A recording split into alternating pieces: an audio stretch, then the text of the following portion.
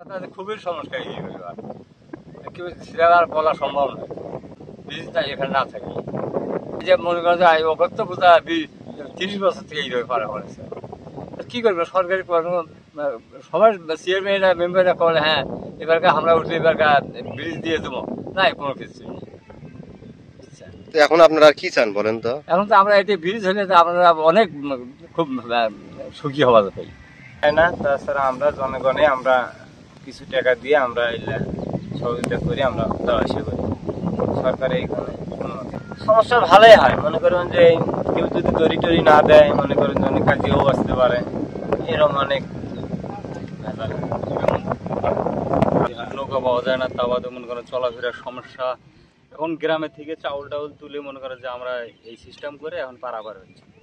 দুর্ভোগ হচ্ছে। এখন দুর্গতির মধ্যে আমাদের রাস্তা একটা ব্রিজ হলে আমাদের দিক দিয়ে ভালো হতো, না হলে তো 4-5 বছর এরকম আমাদের সমস্যা। কারণ আমরা করতে পারতেছি না, কোনো গাড়ি ঘোড়া যায় না, রাস্তাঘাট নাই, রাস্তাঘাট ভাঙ্গা, পানি ওঠে, বন্যাতে পানি ওঠে, মনে করেন রাস্তাঘাট তলে যায়, ভাঙ্গি যায়, কোনো মেরামত নাই, কোনো সরকারের কোনো অনুদান পাই না। মানে দীর্ঘদিন থেকে জন্ম হচ্ছে তো আমরা দেখতেছি এখানে অনেক সমস্যা, পারাবার করতে সমস্যা, স্কুলে যেতে সমস্যা।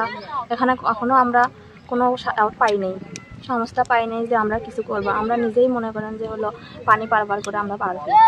অনেক সমস্যা, স্কুলে যাইতে পারি না, অনেক মানুষের অনেক সমস্যা হয় যাতায়াত করতে, পারাবার হইতে।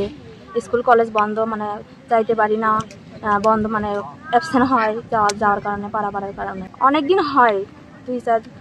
আমি তো মনে করেন যে জন্ম হয়েছে হাতে মনে করেন দেখতেছি আমাদের সমস্যা। এখন এর আগে যে হয়েছে না তা জানি না, আমরা মানে জন্ম হয়েছে হাতে দেখতেছি, বুঝমান হচ্ছে হাতে এই সমস্যা দেখতেছি, কোনো ব্যবস্থা করে না এখন অনেক গণ্যমান্য ব্যক্তি আছে, তারা যদি অভিযোগ করে তাহলে মনে একটা কিছু হতে পারে, ব্রিজ বা অথবা অন্য কোনো সংস্থা হতে পারে।